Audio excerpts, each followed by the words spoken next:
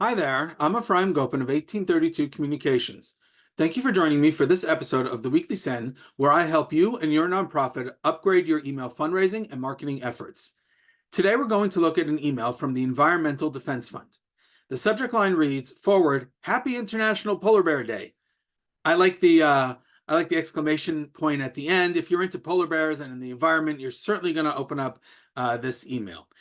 Who it's from, Sam Perry at the Environmental Defense Fund. This is great because you have the name of a person plus the name of the organization. It's going to stand out in the inbox and gives more chance that somebody's going to open the email.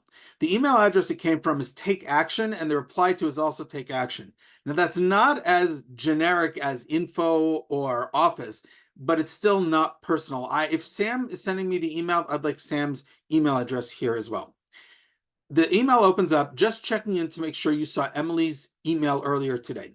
If you're doing a campaign via email, people are very busy. They have a lot of things coming their way. Their inboxes are full, a lot of emails coming in. They're not going to read every single email you send out. So at some point during the campaign, you might want to decide to do this where you forward an earlier email and you put a little message at the top saying, hey, maybe you missed this.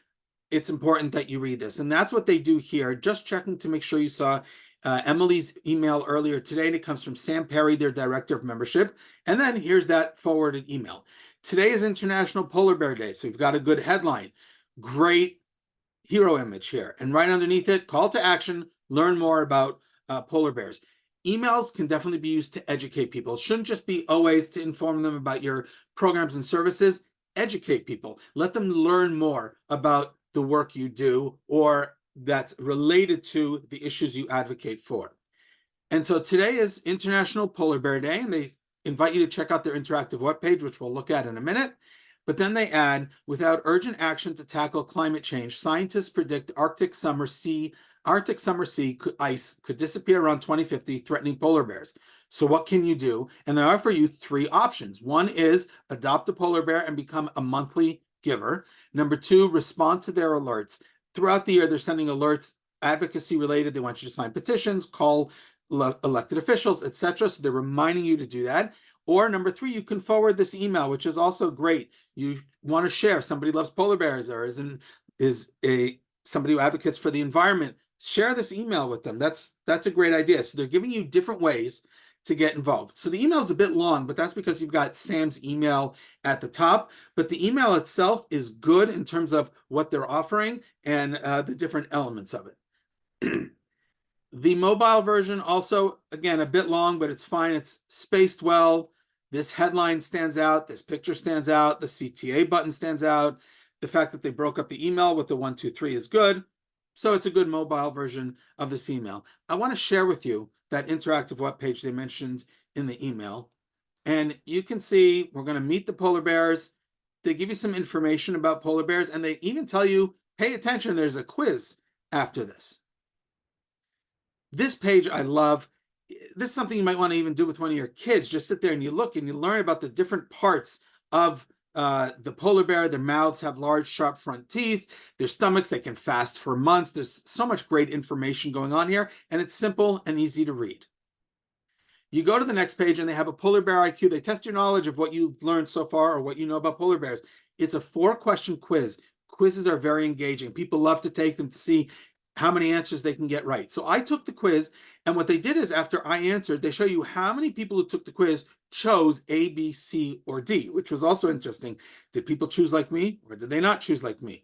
And they've got 4 questions here. And again, they do the same thing with how many people chose those answers. And then you can see what are the answers in the quiz.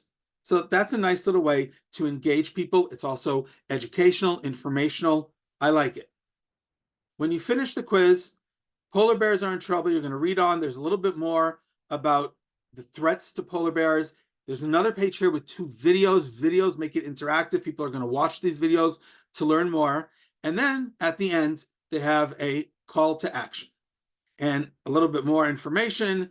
They ask you check each thing you'll do to fight climate change and help polar bears. And they give you a bunch of options and you can choose. And then you can see, again, they do this like social proof, as it were. What did other people choose? What are other people doing? And they show you the percentages of what other people who responded to this, what are they going to do to help the fight climate change, and help polar bears. And then at the end, they have a call to action. If you have a quiz, have a call to action, mobilize people to take action. Their call to action here is start a monthly gift. And it'll actually be matched. So that's a good call to action to have at the end of your quiz. 3 takeaways from today's episode. Number 1, educate your audience. Let them learn more about not only the work you do, but issues that you advocate for that are related to your mission. Make them smarter. Number 2, use a quiz. Quizzes definitely engage your audience. People love to take a quiz. They want to see if they got everything right. Number 3, have a CTA at the end of the quiz to encourage people to take action. Don't just have the quiz and then be done with it. Tell them, do something based on what they've learned and seen and done. Thank you for watching this episode of the Weekly Send. We'll see you next episode.